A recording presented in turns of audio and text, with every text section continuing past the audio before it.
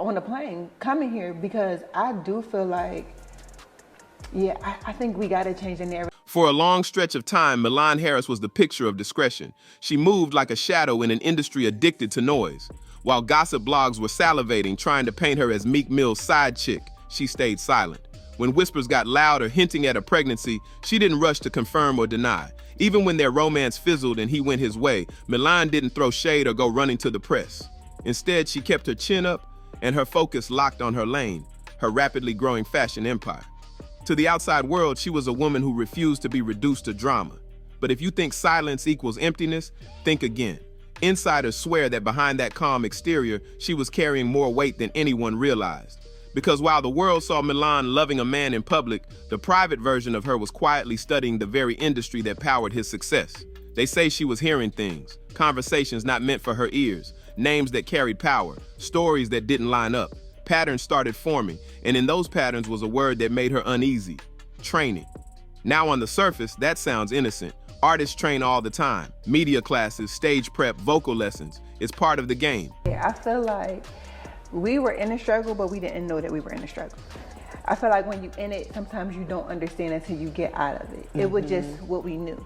But what Milan allegedly pieced together was not about branding or vocal warm-ups. According to people close to her, this training was code for something far darker, something hidden behind closed doors. It was whispered to be an initiation of sorts, a quiet system designed not to polish talent, but to break it, to test obedience, to blur lines until you couldn't tell where professionalism ended and exploitation began. And in those quiet years, Milan allegedly found herself closer to those shadows than she ever wanted to be. To be clear, she's never publicly accused Meek of being part of anything sinister. She hasn't pointed fingers or named names. But those same sources insist she couldn't ignore what was around him: the power structures, the unspoken codes, the rooms where deals and secrets live side by side. And if you think this is just another dime a dozen music rumor, think again. What was being suggested wasn't that Meek was doing anything, but that he had proximity. He'd seen things, maybe he'd heard things. And Milan? She was taking notes, even if only in her mind. For years, she kept that knowledge to herself. She focused on Milano de Rouge, her clothing brand that was already making waves before she met him. She made sure her narrative was about her hustle, not about a man. And yet, the more time passed, the more she allegedly saw and heard, and the harder it became to ignore the patterns. My mom, she had my sister at 15. She dropped out of high school. She ended up going back and getting her GED, and she went to college to become a registered nurse. And I was telling my followers that because she made that sacrifice, it allowed me to dream. And I said, whoever is... Milan didn't step into the music scene chasing fame. She wasn't a singer dreaming of a record deal or a model looking for a big break. She came in as a creator, a fashion entrepreneur, a designer who had already built a name among athletes and artists. That's what made her different. She didn't need anyone's cosign.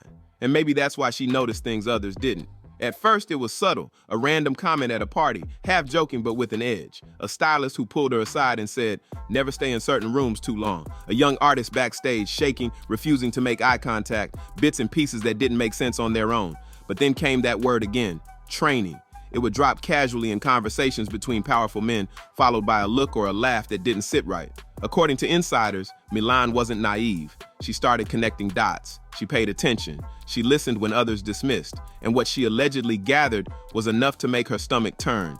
These so-called sessions weren't about rehearsals. They were about control, about breaking someone down early so they'd never challenge the system later. It was leverage disguised as mentorship. From what sources claim, these situations were private, intimate, sometimes coercive. A new artist would be invited to a meeting, told it was for development, maybe to meet someone important. There'd be drinks, friendly energy, and then the tone would shift. Requests that blurred lines, moments that were framed as tests. And the most chilling part?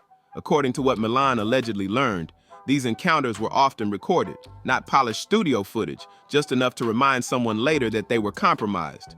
The power players weren't random nobodies. We're talking about industry veterans, hit-making producers, executives with plaques on their walls, people who smile for magazine covers and preach empowerment in interviews. And yet, behind closed doors, the story sounded different. Milan never came out swinging. She wasn't reckless. Surgery. I'm not insecure because I would have got plastic surgery. People make it, they all can turn around and thank Beyonce because that's it. And enough is enough. I'm fucking coming for everyone now. And even now. But according to those close to her, she was watching everything. She didn't accuse Meek of participating, but some say she believed he knew enough to keep his distance. Whether it was loyalty, fear, or survival, she couldn't say. But silence in the face of something ugly still left a mark. During this time, Milan was also navigating her own milestones. She was pregnant, preparing to become a mother, managing a growing business. Publicly, she played the role expected of her, the stylish girlfriend, the supportive partner. Privately, she was allegedly coming to terms with how much power in the industry was built on intimidation, fear, and secrecy. When you're on the outside, training sounds harmless. To the uninitiated, it's just jargon. But insiders say the polite language masks something deeper. It's not a vocal warm-up, it's a loyalty test. It's an initiation to see who will follow orders, who will stay quiet, who can be owned. And once you've been introduced to that machine, insiders claim there's no unseeing it. Everything changed when Milan became a mother. Insiders say that shift turned her caution into something more urgent. Watching new women enter the industry, hearing echoes of those same whispers, and imagining her own child growing up in a world like that, it hit differently. Over the last few years, more stories have surfaced. Big names facing allegations, NDAs cracking, brave voices stepping forward. What was once dismissed as gossip now lands with weight. Arrests, lawsuits, exposés. The cultural climate shifted, and for Milan, that meant her silence was no longer just about survival. It was about responsibility. Sources say what really pushed her wasn't something done to her, but something she saw happening to others. Young women stepping into the same circles, trusting the wrong people, thinking opportunity was the only thing on the table. The industry hadn't changed, only the faces. And Milan, with her front row view, couldn't pretend it was harmless anymore. She still hasn't come out swinging with names. She's not trying to light everything on fire, but the way she started to talk, measured, deliberate, suggests she's preparing the ground. Maybe not for revenge, but for awareness. Maybe not to protect herself, but to protect the next girl walking into a meeting that's anything but business. On the plane, coming here, because I do feel like, I think we gotta change the narrative. For years, Milan Harris didn't say. Here's the thing about Milan's alleged knowledge. It doesn't feel isolated. Anyone watching music, Hollywood, or entertainment has seen the cracks. Artists appear bright-eyed one moment and withdrawn the next. Some reach explosive fame only to crash or vanish. Others stay, but become strangely compliant. Their spark dulled. Look closely and you see patterns. Sudden mental health breaks, unexpected disappearances, whispers that never quite die. We chalk it up to fame. But what if it's something else? What if some of these shifts are symptoms of a culture that eats its own? For years, insiders have hinted at a shadow network. Executives who play gatekeepers, producers who mix business with power, mentors who turn to manipulators. And the rules are simple. You want access, you play along, don't ask questions, don't speak. Lawsuits and exposés have scratched the surface, claims of coercion, parties gone wrong, careers leveraged against silence. They get buried fast, usually under money and NDAs. But people like Milan, who weren't chasing a record deal, who had nothing to lose by noticing, became quiet observers. She saw how dancers, singers, assistants, all those dreaming of a shot could become pawns. And it changed her. Meek's world wasn't just music. It was politics, culture, influence. Being in that orbit meant seeing the machine up close. And according to insiders, Milan saw enough to know this. The game isn't just about talent, it's about compliance. And maybe that's why, slowly but surely, she's no longer content to be silent. Because the cost of staying quiet might be someone else's life, someone else's dream, someone else's dignity.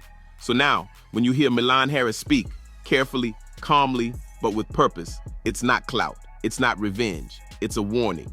And if the whispers she allegedly heard are true, then the most terrifying thing about this industry isn't losing fame.